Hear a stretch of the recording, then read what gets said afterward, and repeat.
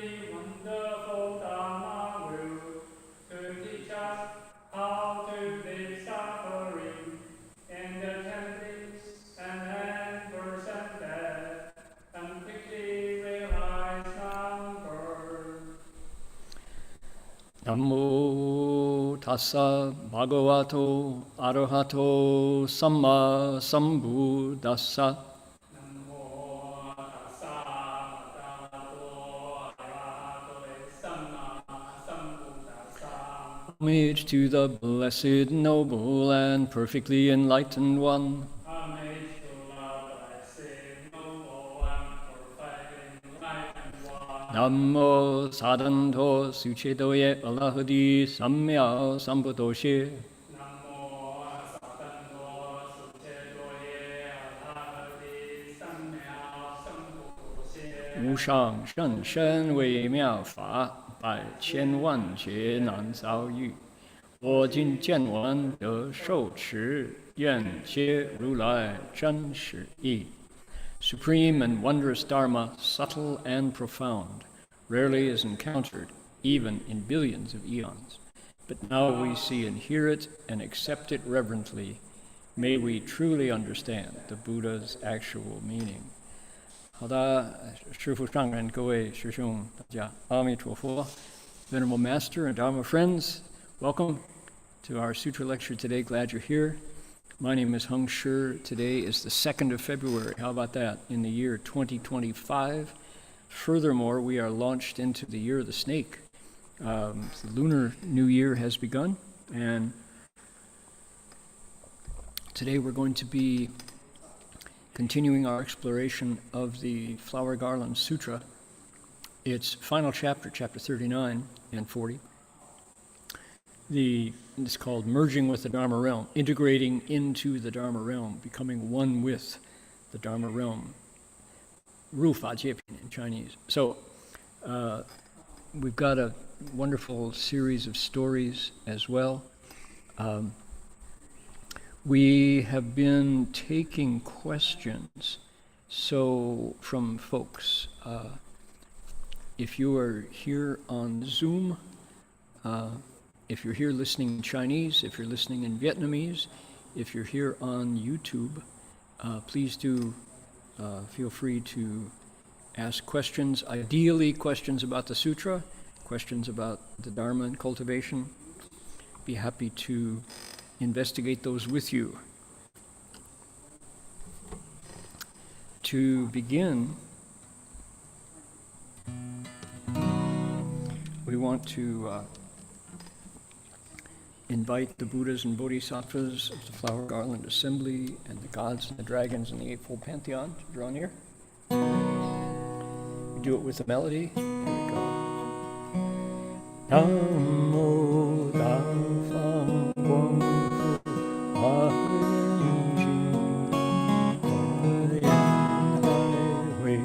O Pusa Namo Dharma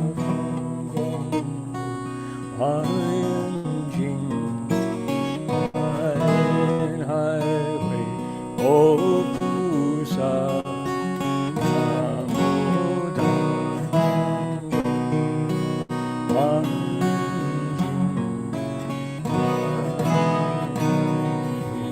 O Pusa, Namo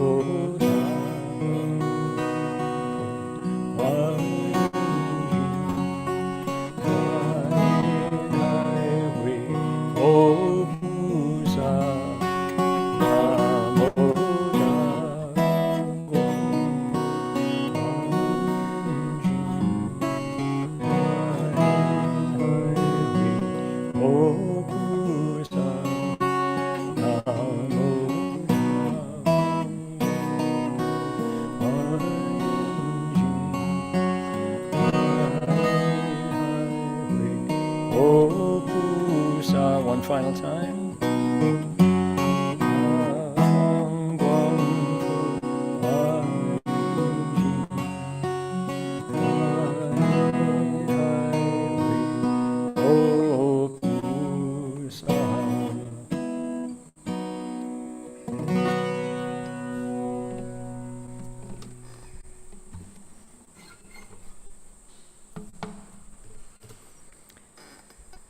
And we would like to acknowledge the Kombu people respectfully, the Gombe language region here in the Gold Coast, as traditional storytellers and custodians of the land where the monastery is located.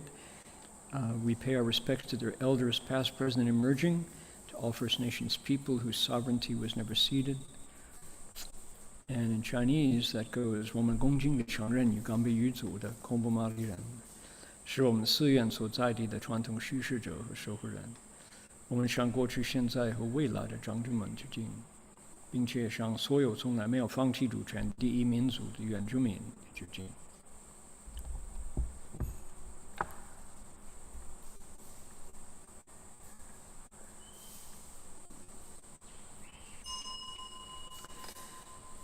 Bell sound wide resounds throughout 100 million worlds. The Buddha's law is heard and spread all throughout the triple world. The wondrous sounds that everywhere fill the Dharma realm with peace. May those who hear it gain the strength to follow in faith the Buddha's path. 众生传3000劫内，佛法扬万亿国中，共训其法界和平，利益报贪我后德。It is the case, so it is. All right. I want to express my appreciation to all of the hearty, patient souls who help put this lecture online.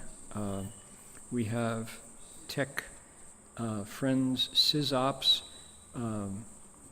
faithful folks who try a whole variety of things. We have lights, we have microphones, we have cameras, multiple networks going out in Chinese, English, and Vietnamese. And those are all folks who could be doing something else, but instead their devotion to the Dharma, they come and allow my voice to go out to around the world, literally, to folks who like to listen to the Sutra. So much appreciation and gratitude for your efforts. All right, this lecture series is recorded on YouTube, and I wanted to also put in an advertisement for 2 other lectures that happened. One took place yesterday.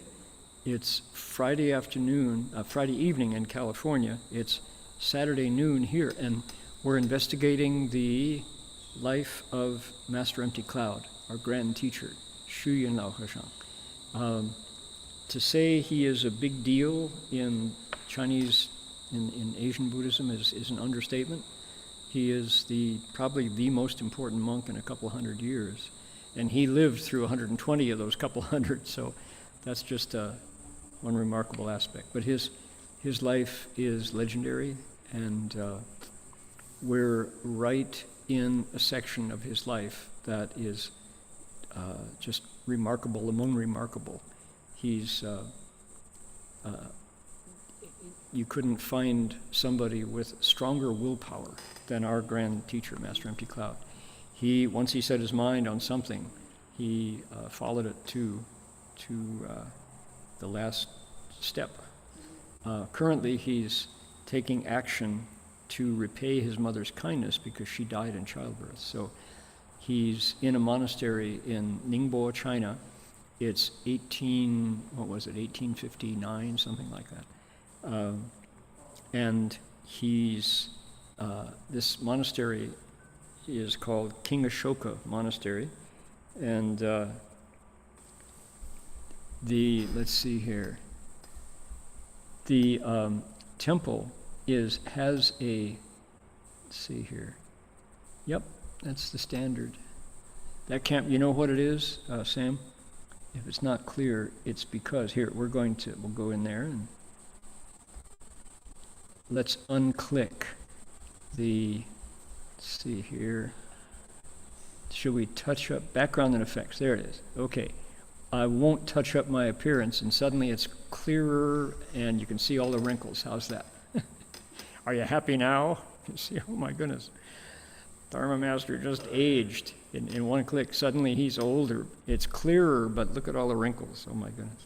So I'll go back and, yeah, background, just a certain single click, background and effects. Touch up my appearance. You can ask for it. That's not, okay, you can ask to less or more of that.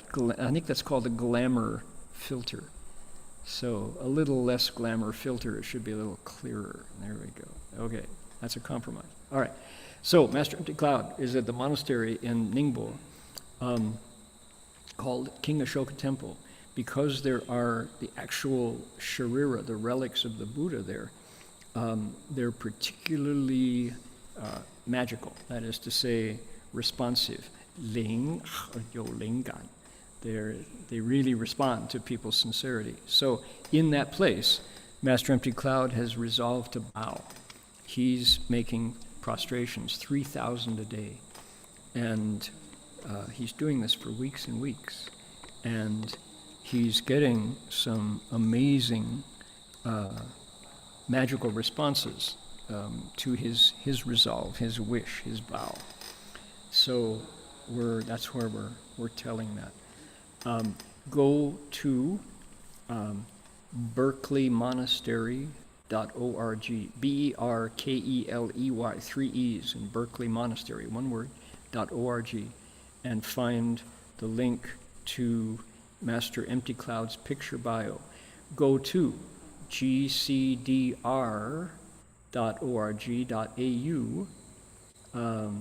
or gcdrchinese.org.au, I think, and that will also take you to, you can find links to where those are.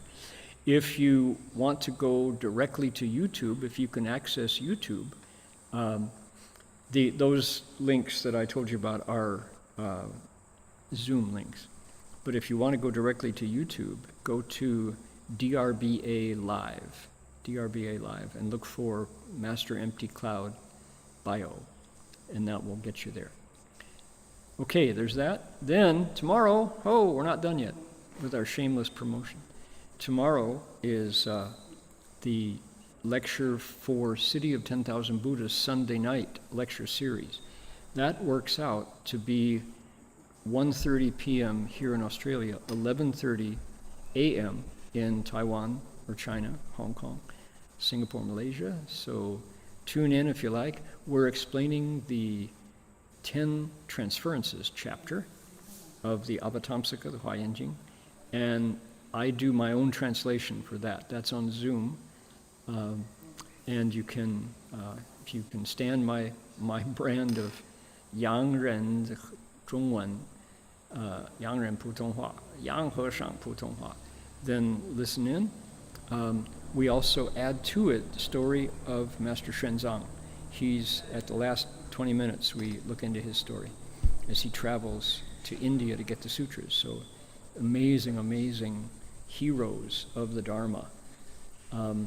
Today's lecturer is Sudana.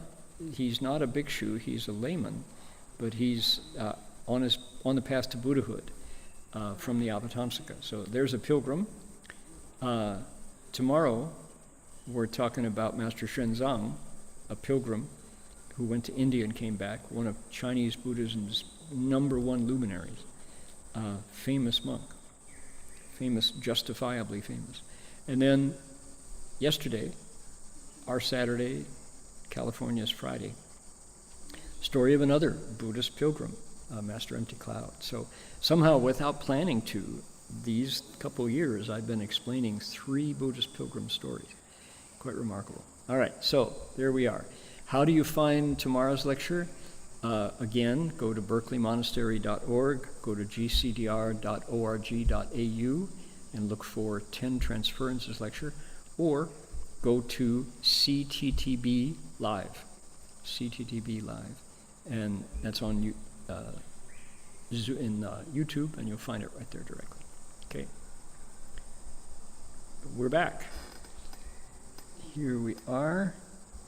This is the conclusion of the encounter, Sudana's encounter with his teacher, Shanzhu Biqiu, wholesome abode. And he is standing in the air, teaching him from space. And he's just at the end of his teaching. So Sudana's got all the Dharma instructions, and this is the part of the pattern. Every one of these visits has a pattern to it. And the last part of the pattern is where the teacher humbles himself and sends him on. So he says, we read it last week, just read through it, we didn't explain it. So let's go through it again. We'll do the whole thing. Take a big breath and go all the way down this paragraph. And we say the precepts of Shama Shama Jie over and over again here. So if you're with me, we'll just read it together. Here we go. 善男子，我为之此朴素及供养诸佛，成就众生无碍解脱门。如诸菩萨持大悲戒、波罗蜜戒、大乘戒、菩萨道相应戒、无障碍戒、不退堕戒、不舍菩提心戒、常以佛法为所缘戒。与一切智常作意界，如虚空界，一切世间无所依界，无失界，无损界，无缺界，无杂界，无浊界，无毁界，清净界，离尘界，离垢界，如是功德，而我云何能知能说 ？Okay, there it is, and in English. Good man, I only know this unobstructed liberation gate of universally and swiftly making offerings to Buddhas and bringing all beings to attainment.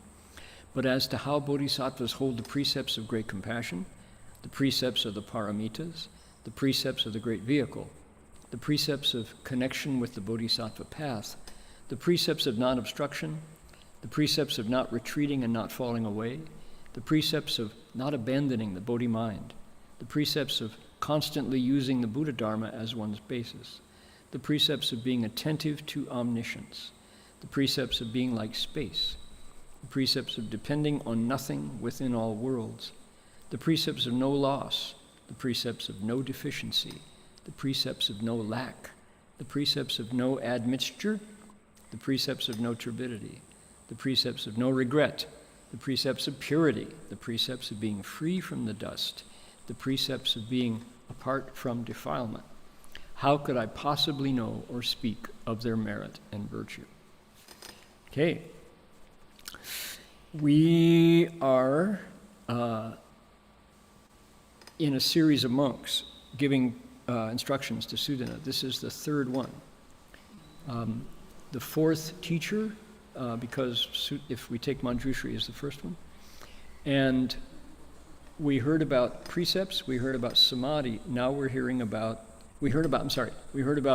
wisdom, we heard about samadhi, now we're hearing about precepts. And we're looking at it through the lens of the bodhisattva, correct? Bodhisattva's precepts. That's what Sudana is after. Now, precepts, the way the Mahayana tradition interprets them, the character itself, let's take a look at that character here. We just heard it 20 times. Here it is, right there. It's this part of the character. Can everybody see that? In Chinese, it's jie. And it's a sword. Some people say a spear. It's a weapon in any case. The top and the right-hand side. There's a handle, there's a blade, and a hand protector there. So it's actually a ge, and the ge in Chinese is a weapon. It's a handle, an edged weapon with a handle. And the inference is you cut off, you cease, you remove. And the precept is there are other words that translators use for that. Prohibitions, restraints. And when it comes to the Bodhisattva, so let's step back. Growing up in America, in United States, in the 60s and 70s, as I did, we were all interested in freedom and freedom from. The culture was that way. If you think about what had preceded that 20 years before was the Second World War. And the Second World War, my father's generation experienced that, and followed by the Korean War for America. And those were horrific experiences. They were experiences with death and with fire and explosions, and just the world was at war. So war is one of these traumas to the human psyche. And when people describe why they went to war in a sentence, from American point of view, it was to save the world from tyranny, we'll say, because they didn't want to have a dictator, in this case Adolf Hitler, be forcibly oppress them. And it was a close thing. As students of Western history know that if Hitler had proceeded militarily to invade England, chances are he would have succeeded in controlling all of Europe. And then, it would have been much harder for America to gather the strength of the Allies and then invade Europe from where? From Greenland, from America, from where? So militarily, he was stopped by the English Channel, and the decision to not continue. That's a story for another time. But my father came from Canada, which at the time had no Air Force and no separate military to go fight for freedom, fight against tyranny. So my dad crossed the Canadian-US border and joined the Army Air Corps. America had no Air Force at the time. He joined the Army Air Corps, became a bombardier, and went to Europe to fight. So the reaction, I'm going far back to explain precepts in America. So the culture, after the shock of that war, which was, they say 50 million people died, indirectly or directly. And the result was people pulled back and tried to find security in conformity.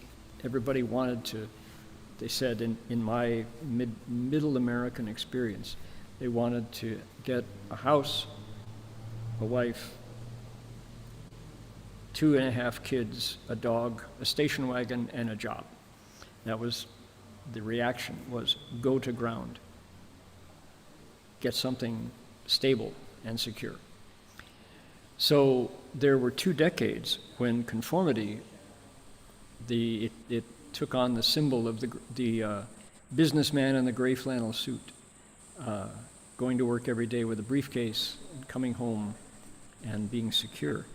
So from the point of view of reaction against hell on earth, which was the war, it made sense for people to want to pull in the covers and be secure. The 60s and 70s was a reaction against that kind of enforced conformity. And my generation's response was, don't fence me in. So culturally, we had the rise of something called the rebel, the non-conformist, the anti-hero. That was 2 decades of conformity led to a reaction against conformity. So the beatnik movement, and in popular culture, we found the rise of the outcast and the fugitive and the anti-hero who is kind of wants to identify with rule breaking. Don't give me any rules. Don't fence me in. I don't want to hear about your rules on me. So that was how I grew up. We were the television generation. Our heroes were cowboys who ruled the world from their six-gun, from their saddle on their horse. And their response to being told to follow the rules was to ride away and to light out for the territory, set out for the country. And we also saw the rise of super spies, kiss, kiss, bang, bang, who in a single story could break all 5 precepts just, before your eyes. And that was kind of the given to us as popular culture's answer to the times. Now, at that time, Master Hsuan Hua came to California, to San Francisco, to the heart of the free love culture, free speech movement times. He arrived at the time of the free speech movement in UC Berkeley and brought with him precepts. My mother personally said to Master Hsuan Hua, and said this in a speech that she gave at City of 10,000 Buddhas, how grateful she was that he represented and transmitted a way of life that found value in rule keeping, in discovering the humanity in your nature that came from a traditional morality and a return to what she found, my mother being a lifelong Methodist, Protestant Christian. She said the teachings of Jesus and how to be a good human being in a time of chaos, that you look within to find the values of humanity.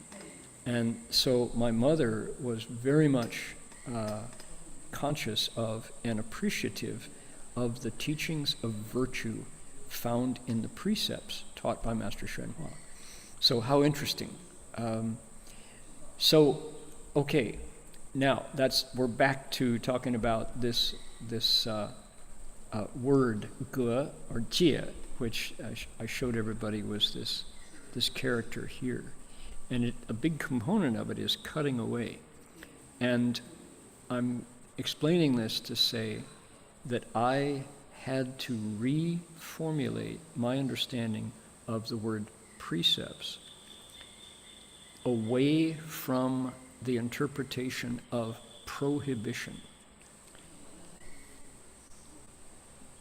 The foundation of this idea is of the Bodhisattva's, Mahayana Bodhisattva's approach to precepts, as taught by Master Hsuan Hua, is that the nature, human nature, indeed, will happily grow flowers, fruits, and crops, as well as weeds and star thistles and plants that are of no benefit to human life.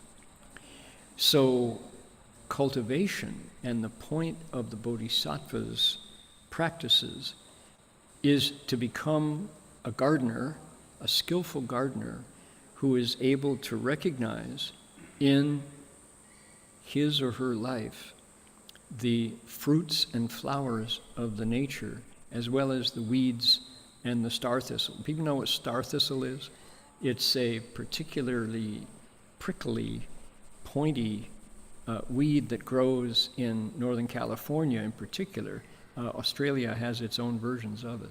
That is, once it takes root, here currently we have Singapore daisy, currently is our current invasive species, but star thistle will suffice.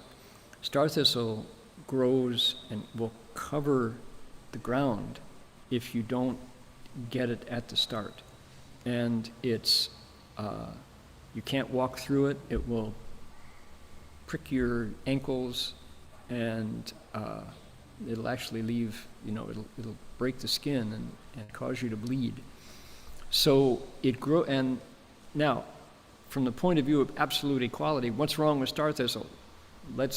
Star thistle liberation. God grew it too, right? The Buddha grew it. Well, yeah, it is. But if you own a piece of land that you want to be able to set foot in it without leaving blood behind, star thistle is something you don't want to grow there. We have another one in the Santa Cruz redwoods, which is called Scotch broom. So we have Singapore daisy, star thistle, and Scotch broom. Scotch broom is a fast-growing weed that has in it a certain kind of oil that when it touches fire, just bursts into flame. Every firefighter in Northern California would be happy if Scotch broom would vanish, because as soon as you add a spark of fire, Scotch broom lights up the whole forest, and it just whoosh, fire consumes any ground. And Scotch broom grows almost, you turn your back on it, and it's just head high. So the point of this is to say that if you use the analogy of the mind ground, the mind as a garden, star thistle, Scotch broom, and Singapore daisy, which covers the ground here, and is now, you have to take care of it by law, because it will just cover wherever you turn your back. The mind will grow useless thoughts, greed, anger, and delusion.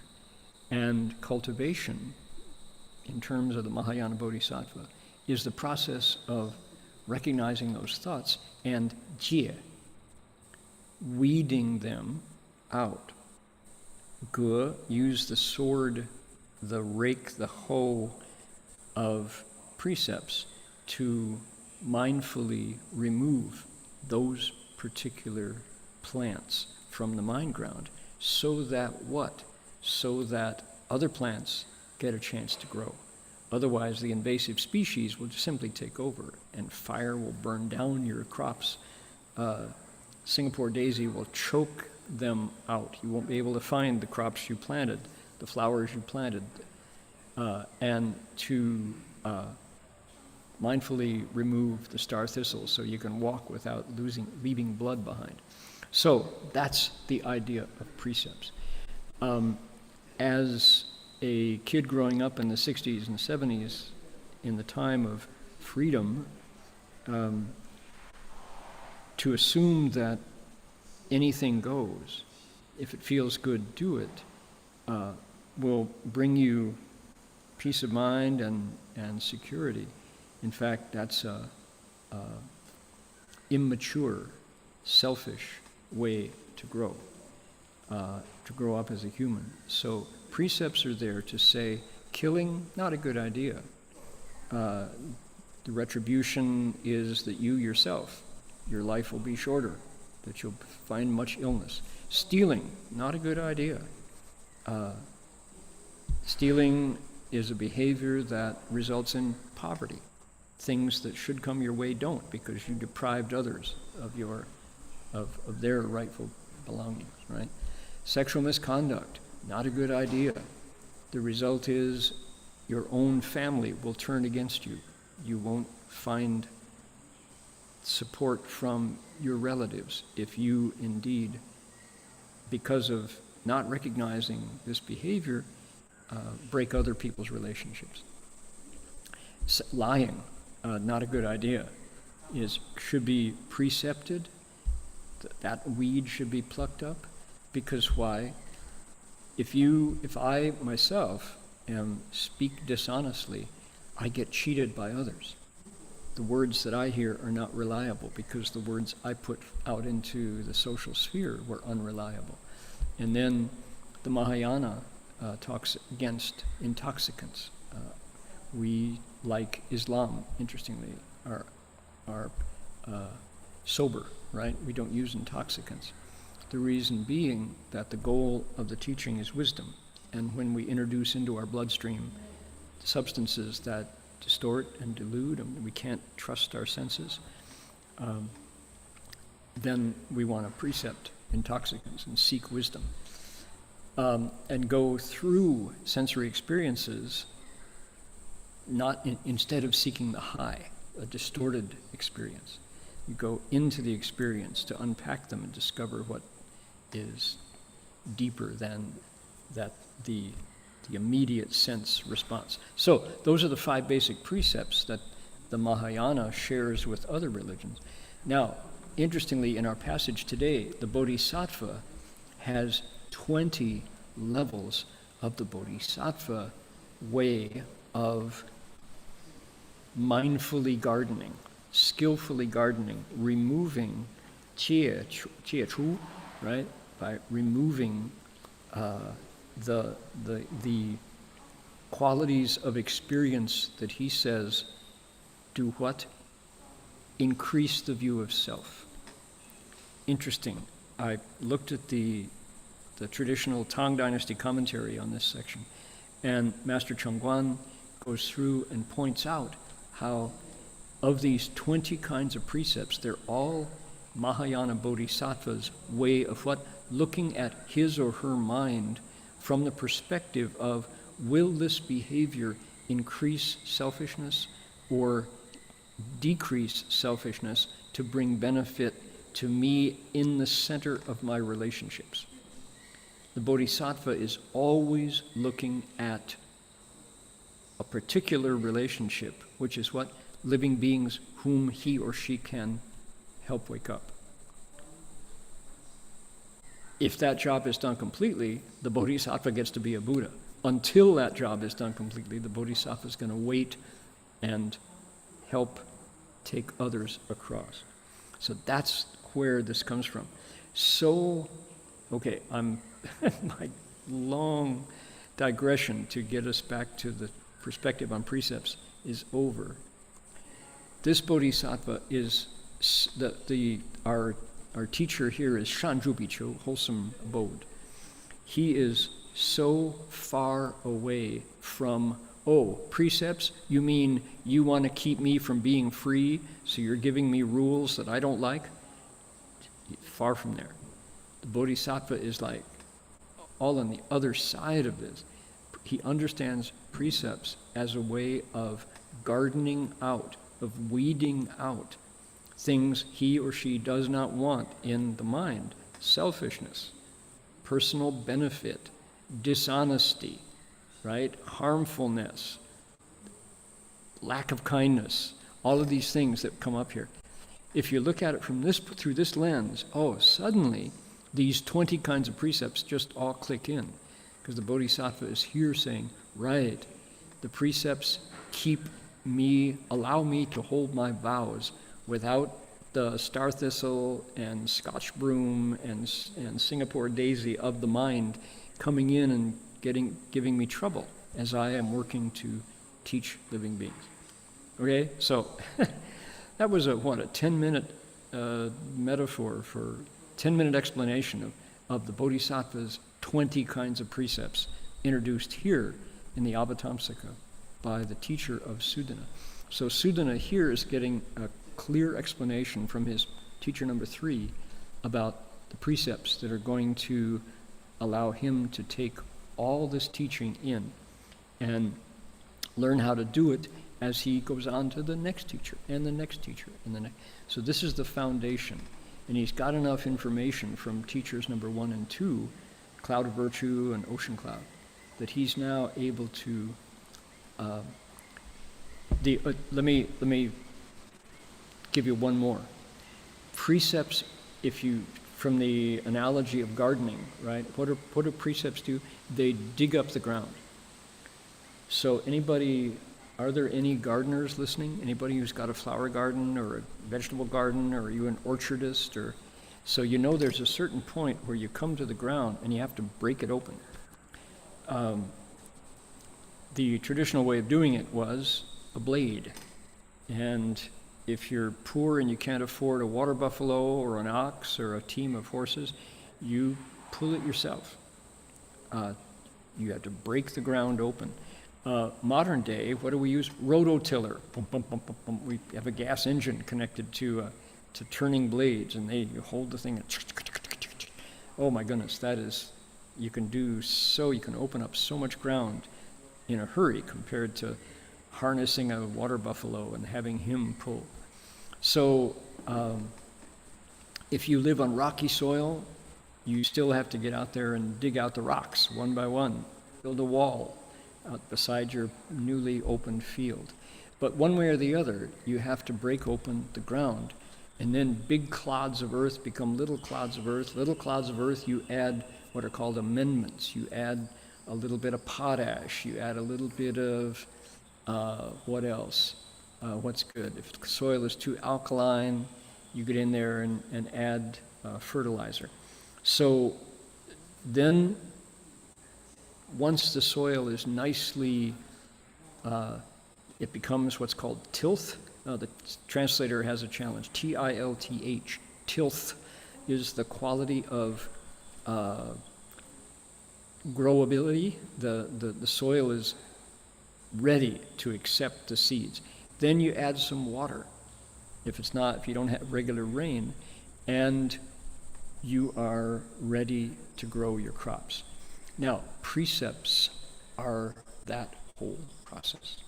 Precepts are the plow, the rototiller, the hoe, the ox or the horse team that's there connected to the blade that opens the soil. Precepts are that. And the bodhisattva is here working on, what do bodhisattvas work from? Their vows, right? The vow is what keeps the bodhisattva going. Bodhisattva says, I'm going to stay here until living beings are crossed over. So he or she is working on that resolve. Notice, let's take a look here. How do they go? Precepts of great compassion. Does that sound like bodhisattva's precepts? Sure does. Precepts of the paramitas. Does that sound like bodhisattva's precepts? Yeah. But you say, I'm going to hold the paramitas. I'm going to hold great compassion, the great vehicle, the bodhisattva path. Suppose you're still struggling with yourself, with your greedy desires. I want this because I'm really haven't put that down yet. Well, you've got to work on it. So those precepts are going to chop up and knock, make it big pieces go to small pieces, increase the fertility of the mind ground. So, okay, now this is starting to come into focus, right? Think of it as the bodhisattva's precepts that he or she is applying to what wouldn't it be wonderful if you said, I want to hold the paramitas, giving, and precepts and patience and vigor and samadhi and wisdom. If you could do it perfectly right off the bat, but we don't. These are profound, powerful transformations of consciousness that function without the self when they're functioning really well. But we don't start there. We start with big me in the middle, my desires and my identity and how proud I am and my male ego and my lack of ability to see beyond my own needs and wants.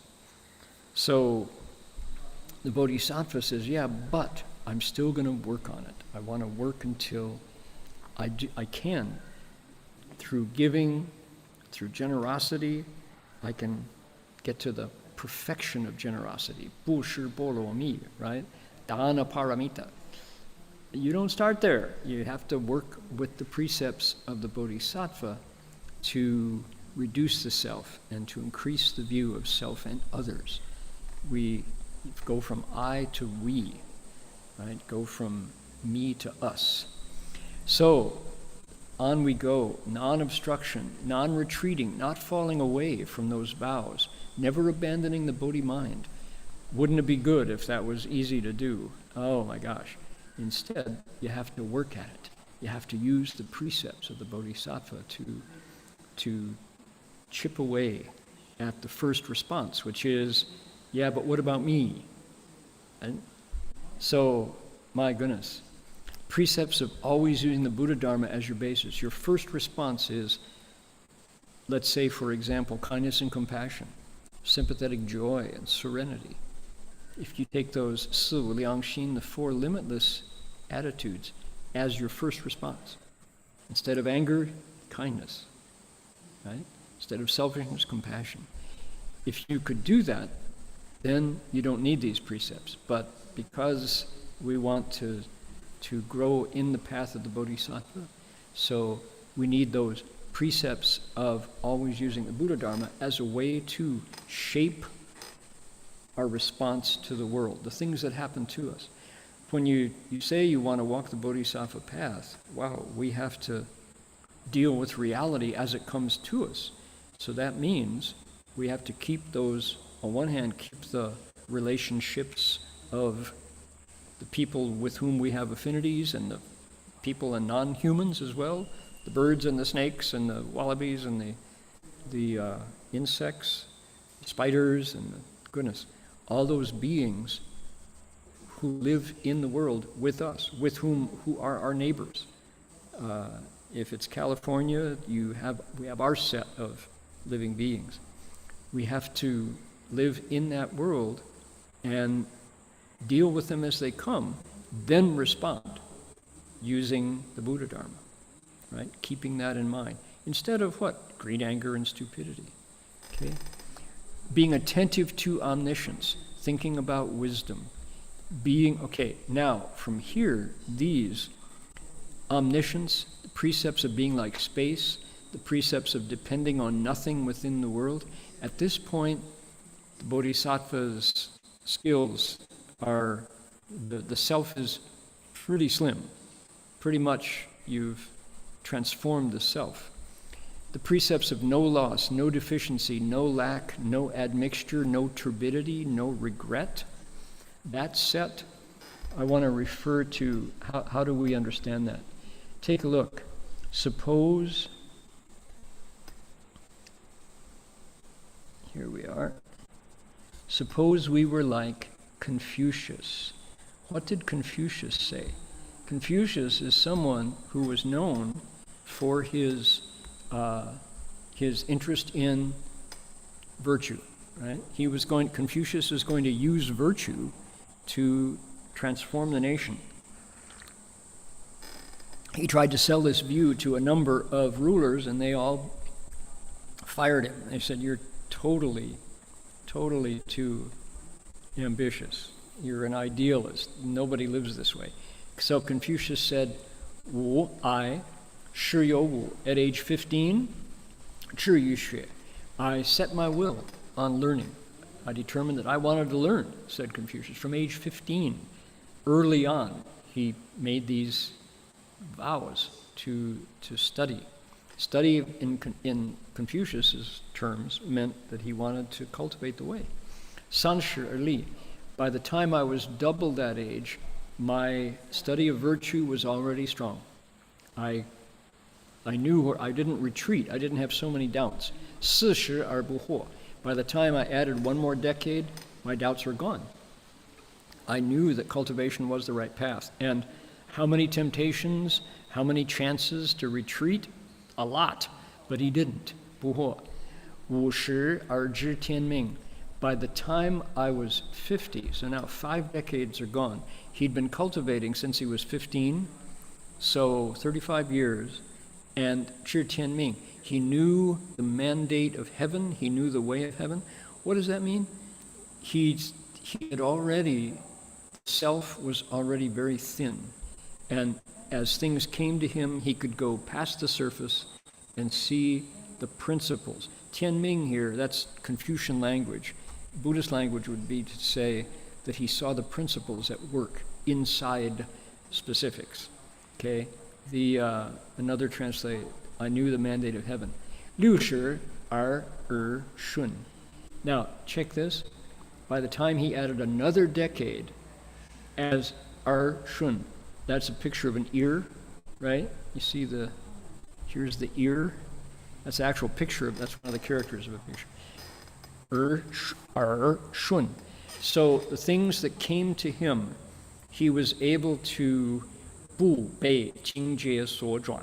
That's to say, states, he was able to turn states. He flowed with his ear, literally. That is to say, the right thing to do in every situation just came to him, so that, and he takes us all the way to age 70, seven decades. This is our Ben, this is you and me. If we were Confucius, at this point, 从心所欲, no matter what arose in my mind, 不逾矩, it didn't spontaneously, it accorded with principle, with, quote, the rules, right? So his mind, because why? No selfish desire at this point. It had been cultivated out. And the point is, this is a lifetime of cultivation. Confucius is describing his own biography and saying, it took 7 generations for me to get to the place where spontaneously everything I wanted to do was not selfish, greedy, fighting, right? So at 70, I could follow my heart's desires without transgressing what is right. He was righteous. He was a mensch. He was a righteous man at age 70. Okay? It took a long time. Not so easy. So here is a lifetime of cultivation.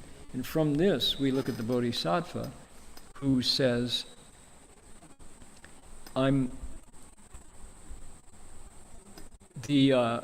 is it? It's wholesome abode. Wholesome abode, it says, you know what? He says, I'm going to send you to where somebody can teach you this because I can't do it, says wholesome abode. The precepts of purity, being free from the dust, free from defilement. How could I know about that? He says, I don't know that. So, right? Now, is he really, or is he, that's the question that comes up every time we have a new teacher who humbles himself. Is he just saying this, or does he really say, I know psychic powers, right? You can see all these beings in the world, large or small, superior, inferior. I appear in a body like theirs to teach them. So you don't know precepts? Well, not in a way of learning them. Because why? He wants Sudana to get them. He doesn't want Sudana to assume that this is so easy. I want you to get them from the expert in the systematic way so that you master them, Sudana, he's saying. Bodhisattva's precepts, held on the ground of the mind, examined from the point of view of the self. Precepts. Now, one of the things that Changguan, Master Qingliang, in his commentary, he said, these first 3, he said, different from the Theravada, he said, yi yu xiao, he said. Precepts of great compassion, precepts of the paramitas, precepts of the great vehicle. He says, no arhat cares about that. The arhat wants to hold the precepts to get out, to end suffering. Hard to do, wonderful to do. It's not what this is. This is different. And it's interesting because we make a point at every opportunity to find common cause with our Theravada Dharma brothers and sisters. We say, get xiao out of your vocabulary, hinayana, small vehicle.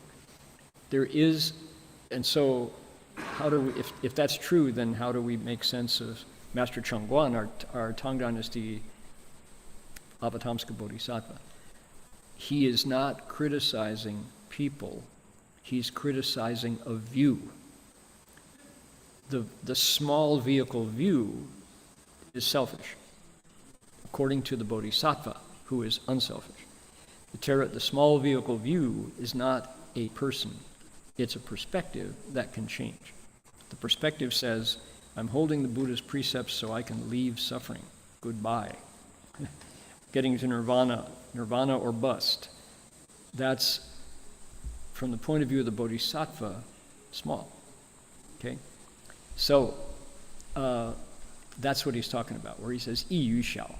So, we share the precepts with all Buddhists who adhere to the precepts, who follow what the Buddha taught, Shila, Samadhi, Prajna, precepts, Samadhi, and wisdom. There's a different approach and a different motive.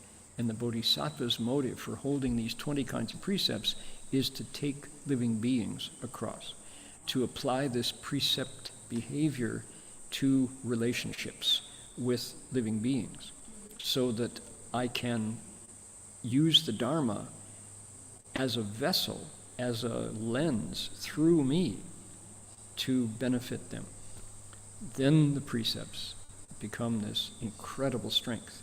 Not selfish, not limiting my freedom as my immature perspective as a 60s hippie. Don't fence me in. That's completely based on a view of the self, selfishness. Yes. All right. Now, what happens next? He says, here we go. He says, 善男子从此南方有国名达里补图，成名自在，其中有人名曰弥迦，如以彼问菩萨云何学菩萨行，修菩萨道。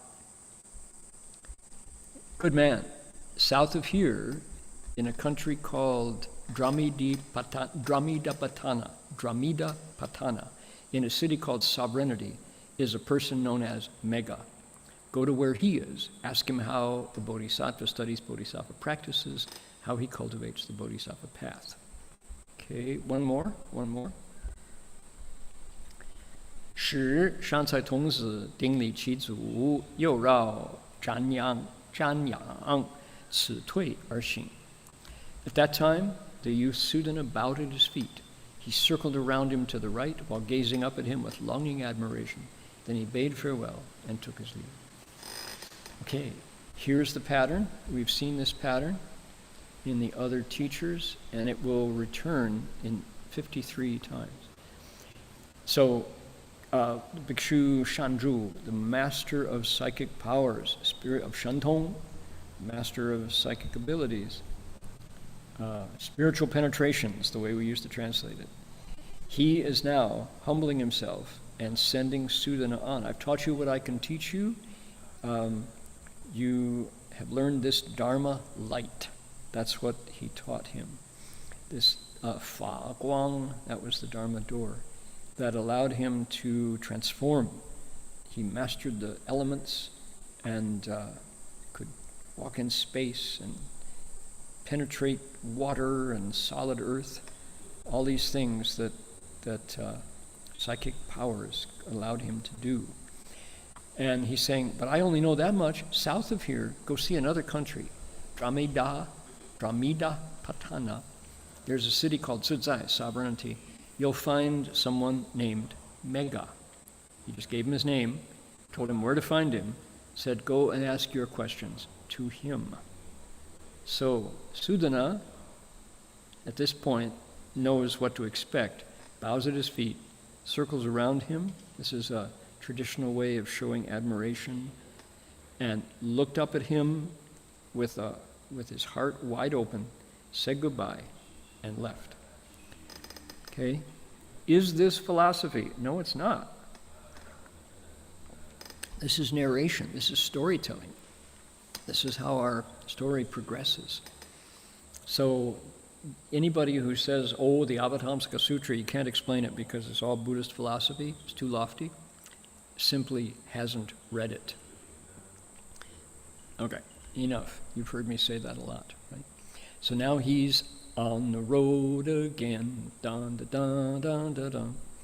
Our pilgrim is heading south, the direction of growth and discovery, where the grass is green. So that's our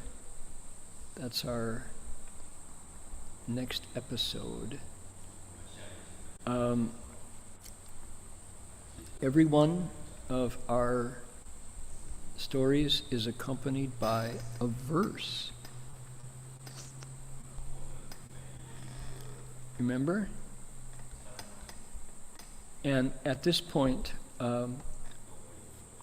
we're the 52 or 53 teachers accompany the 52 stages of the Bodhisattva path in order in the Avatamsaka. The Avatamsaka Sutra is built on these 10 faiths, 10 shi xin, shi zhu, shi heng, shi hui xiang, shi wu jin zang, shi di, deng jue miao jue. That's the sequence of 52, the 10 faiths, although these kind of merge. They're embodied in the person of Manjushri. So actually, we pretty much, the pairing of them starts with the 10 abodes, Shizhu, and we're on abode number 3 now, going to the 4th one. Then there's the 10 practices, the 10 transferences, the 10 inexhaustible treasuries, the 10 stages, equal enlightenment and wonderful enlightenment. That's the correspondence. And so this is our Tang Dynasty commentators made a lot of that. They would match them up. Oh, so now we're in the 10 dwellings, the 10 abodes, and we're in number 3, okay? Or number 4, depending on how you do it. So our verses were, there was a monk in the Fuoguo Chanshi, was he a Song Dynasty monk?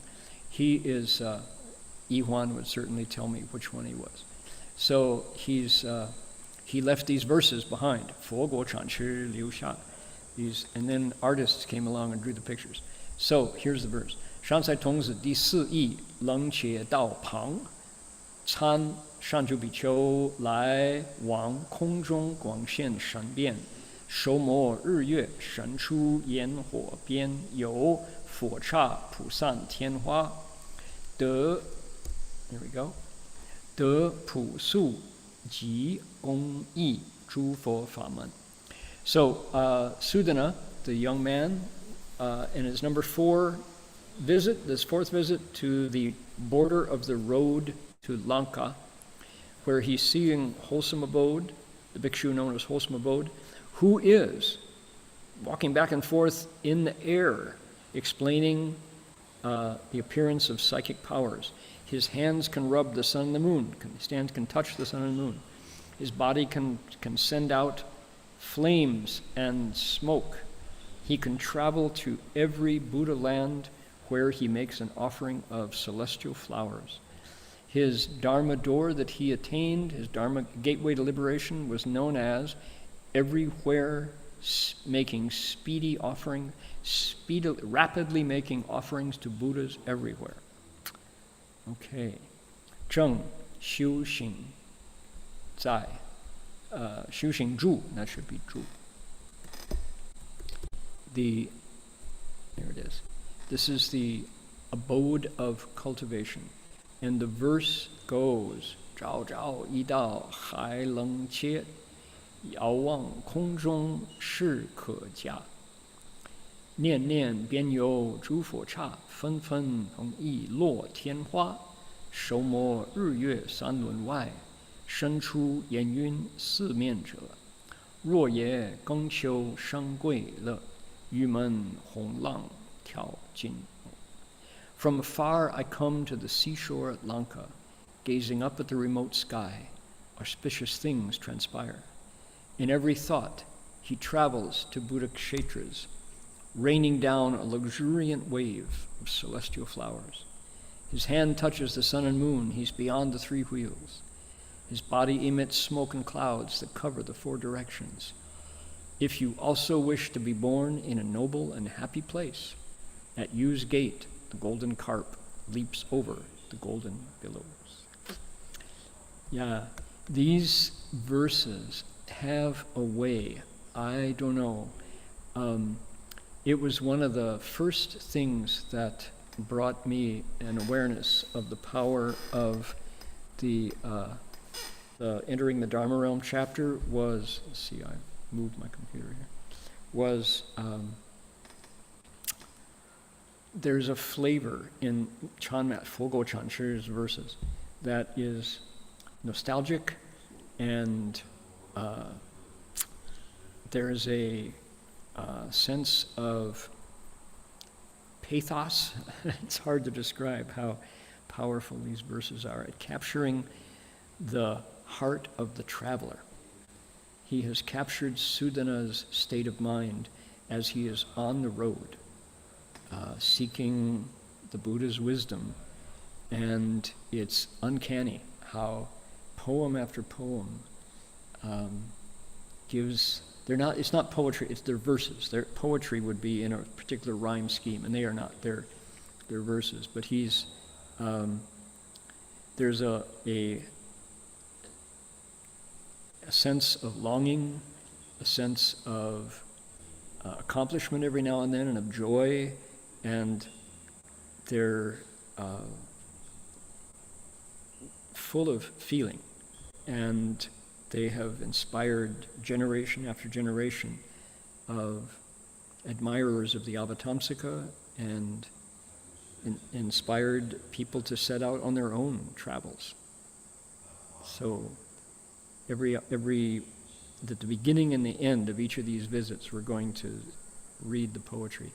If you would like to get a set of them yourself, go to BTTS or BuddhistTexts.org. Our translations, our publications of the Ru Fa Jiepin, Entering the Dharma Realm, have a lovely translation and the image that accompanies the poem of Fogo Chanchi. Okay, in the time we have remaining, I wanted to tell a remarkable story of this particular bhikshuni. This is Bhikshuni Heng, one of our Dharma brothers or sisters. I need to share my screen. You can't see her picture. Here we go. Okay, there she is. Bhikshuni Heng Ching of purity, Heng Bhikshuni. She ordained the same year that I did, 1976, at City of 10,000 Buddhas. She was one of Master Xuanhua's Bhikshuni disciples. The story that I want to tell is quite remarkable, and she passed away this year. We lost her this year, and the reason I wanted to share her story is there's a set of memorial pieces is being collected, kind of a Festschrift sort of book that I'm going to contribute to as having known her from the very first time she arrived in California in 1975. She grew up in the Jiayi, Tainan area of southern Taiwan, and she was the youngest of 5 siblings, and her parents were illiterate. They were, like many folks who came from China at the time, working the land and making a living this way. So, and yet she was a remarkable, she says there are conversations with her published in Vajrabodhisi, where she says she grew up very free, as a very happy childhood, because her parents didn't put any expectations on her and let her find her own way. And she discovered that she had a real talent for language. And so before too long, she tested her way into Suzhou Dashi, which is now Dongwu Dashi in Taiwan. Suzhou Dashi, Suzhou University. the English language department. And after 2 years, she came down with nephritis, with an illness that required her to come home to recover. So she returned back home, but she couldn't, she never allowed herself to rest at a certain age. So she taught English at the local high school.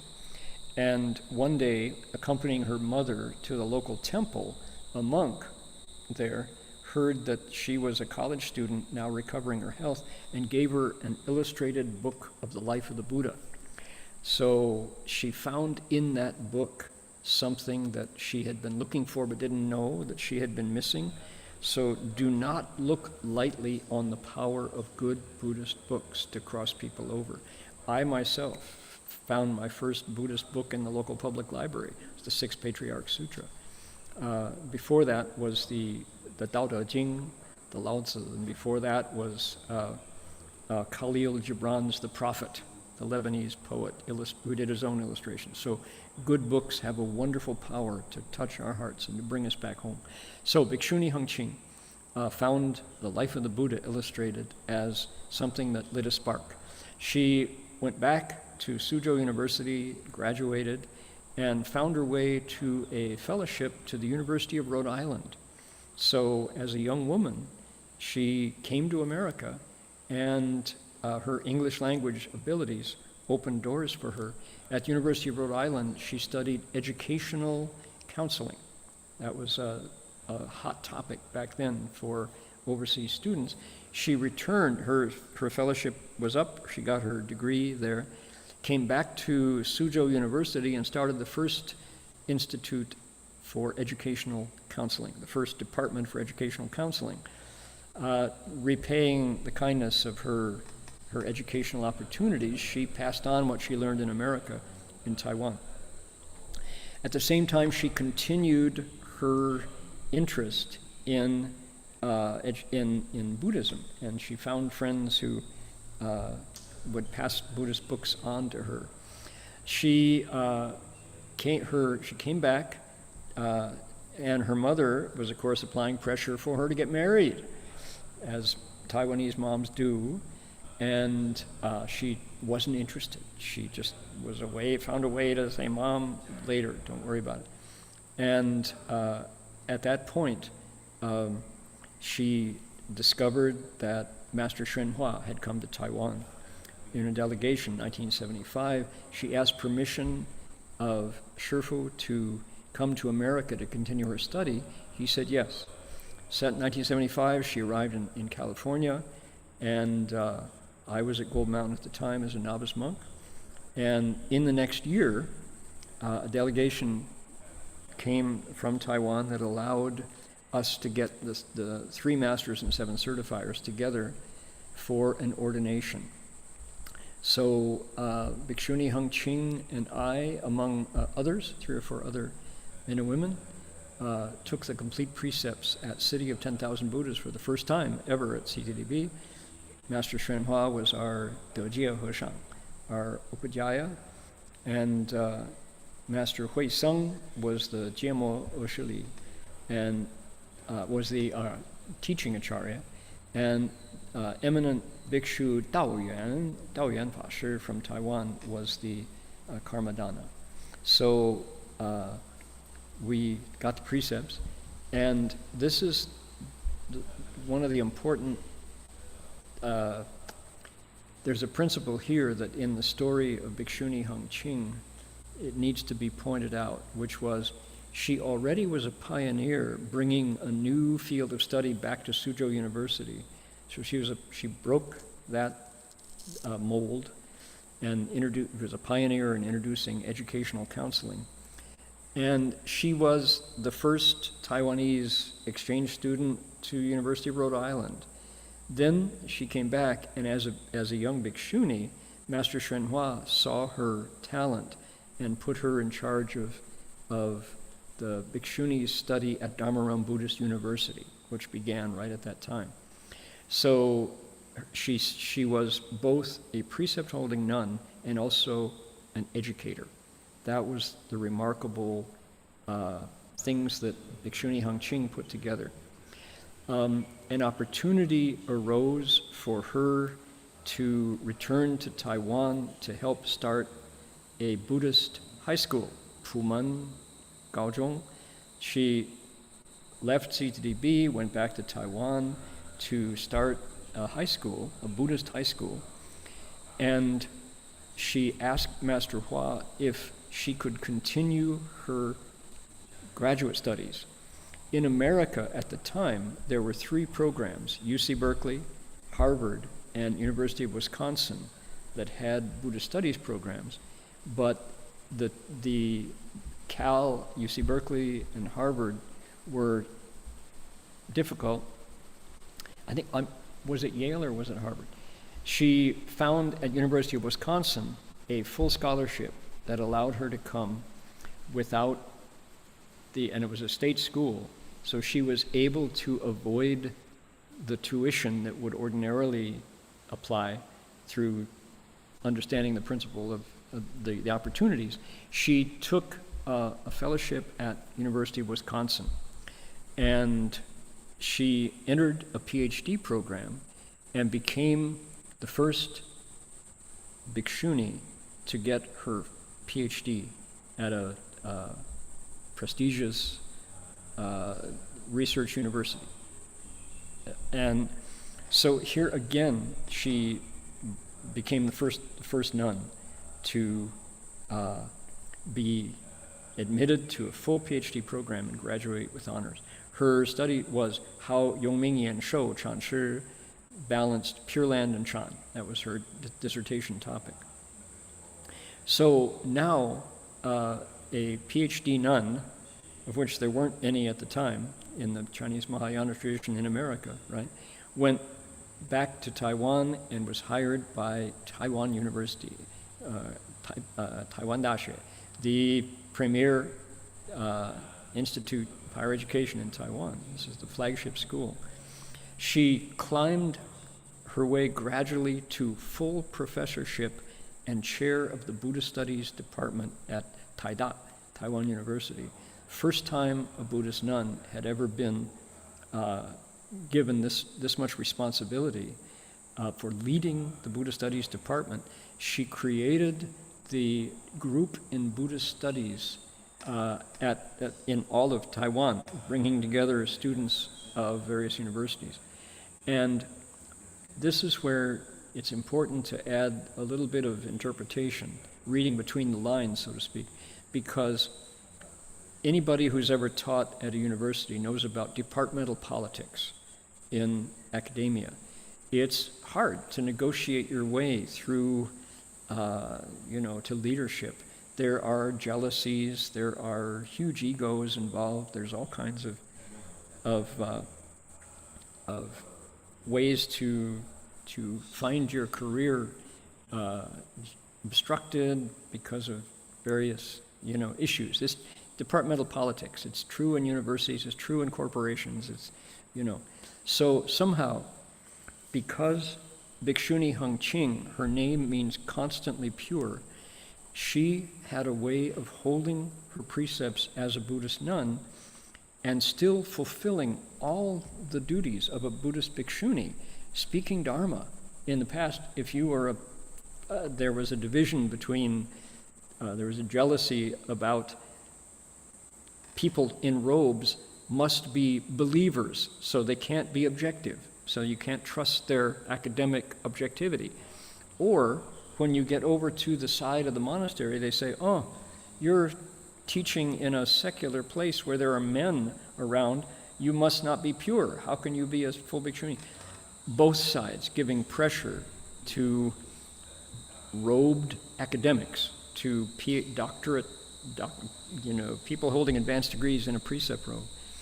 You get flack from both sides, from people who say you're not objective or people who say you're not pure, right? She negotiated her way right through it to receiving admiration and the respect of both sides.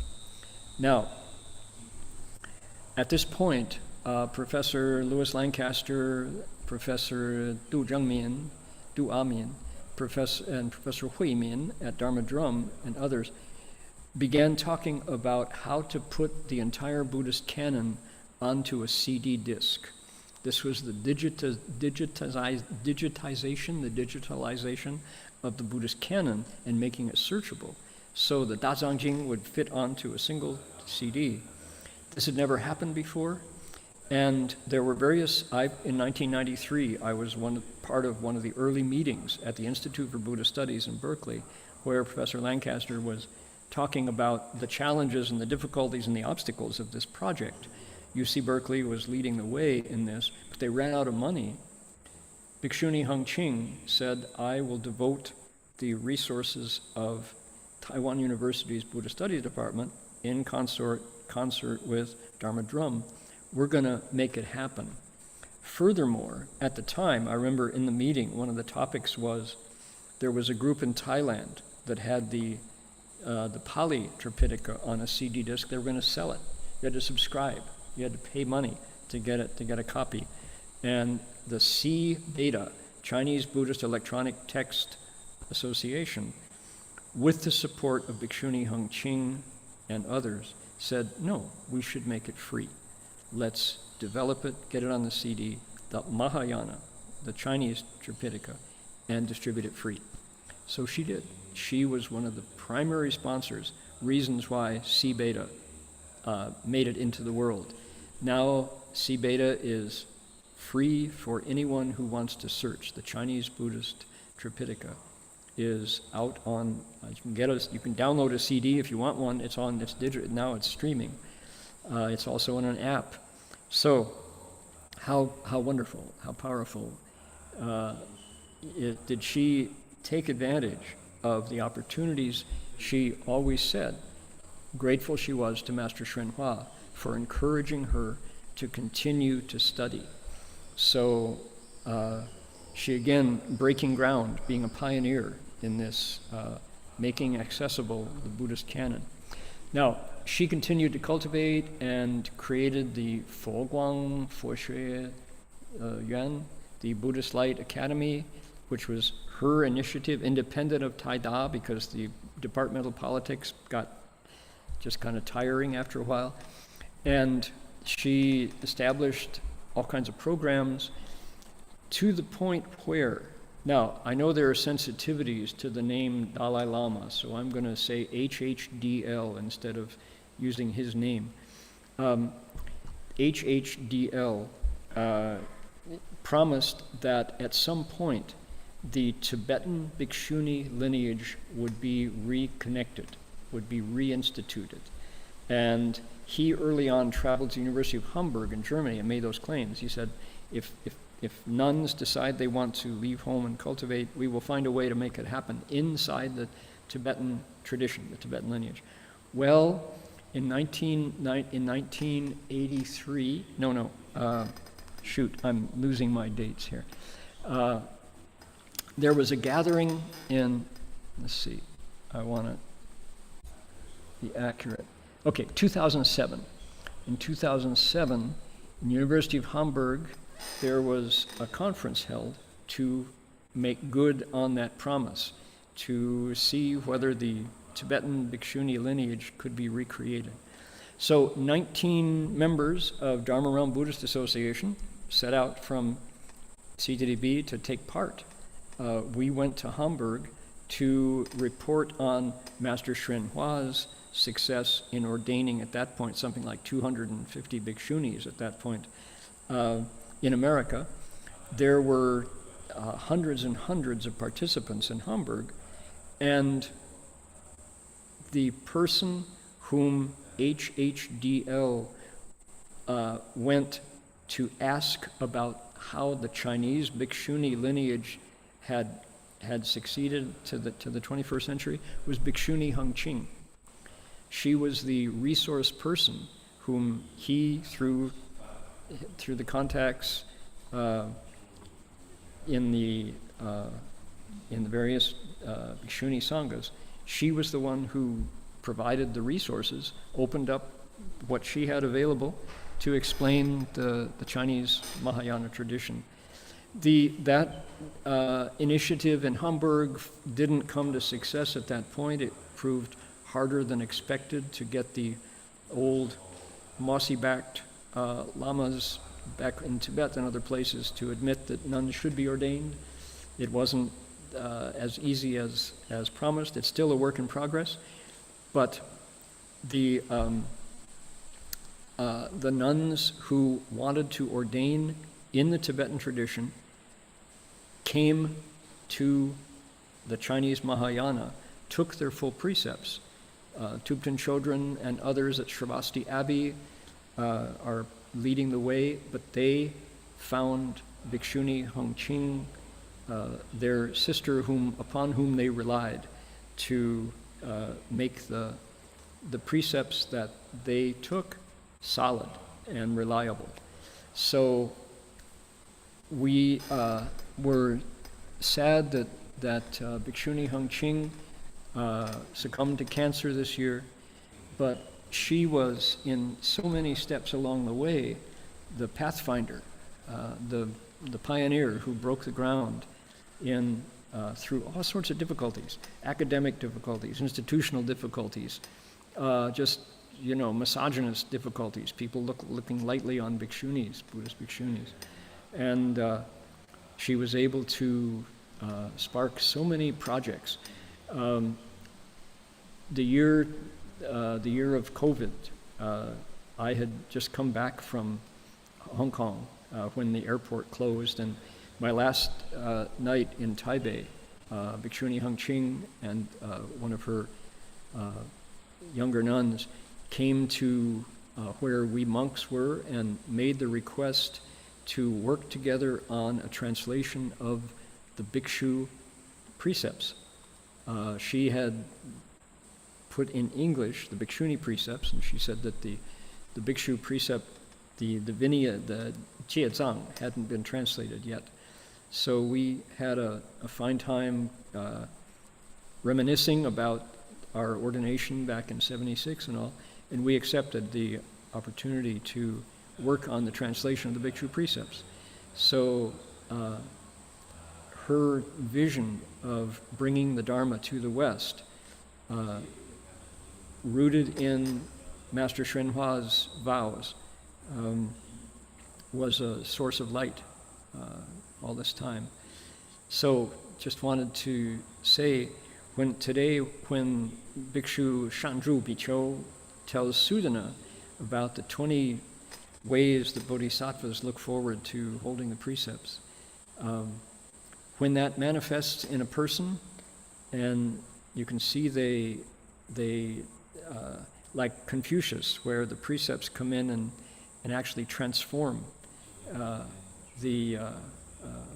transform your thoughts so that everything you do is a part of the precepts. That no matter walking, standing, sitting, lying down, you never, they say, you don't leave them in anything you do. Among the three deportments of body, mouth, and mind, you can see that wonderful things can happen. So it's just waiting for us to commit to living in this lifestyle with the precepts. All right, that's the story. So, to be continued, next week we have the elder Mega, who is going to do something surprising when Sudana comes to meet him. I won't spoil it, I'll let you discover next week. Happy Year of the Snake. This is our, you gotta share the screen here. This was our greeting for the snake year this year. And our snake is saying, hi. That is not an AI snake. That's a carpet python, a carpet snake here in Queensland. This happens to be someone's pet. So it's a carpet python named Fractal. So what does this year of the snake hold for us? You have to let me know, decide for you. Okay, should we share Sam's photo? We got us, since we got him here. There we are. Here is Fractal.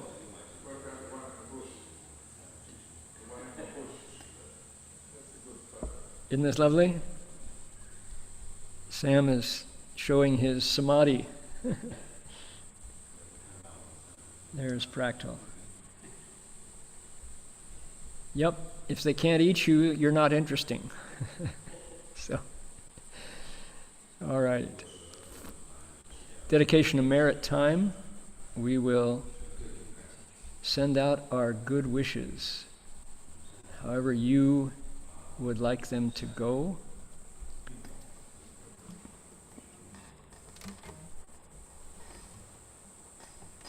Please make a wish.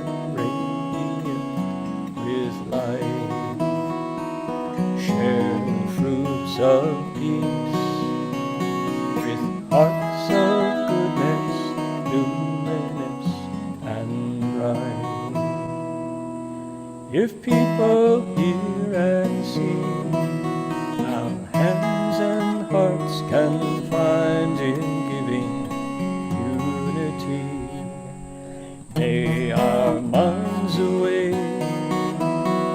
to great compassion, wisdom, and to joy. May kindness find reward. Sorrow, leave their grief and pain. May this boundless light dispel the darkness of our endless night. Because our hearts are one, this world of pain turns into paradise. May all become compassionate and wise. May all become compassionate and wise.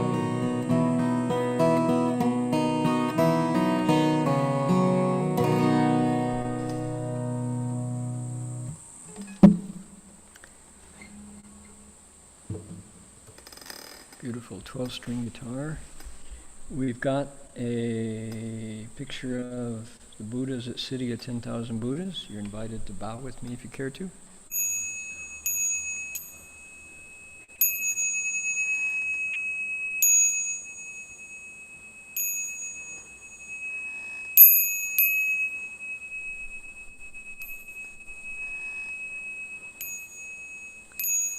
Bow in respect to the Venerable Master.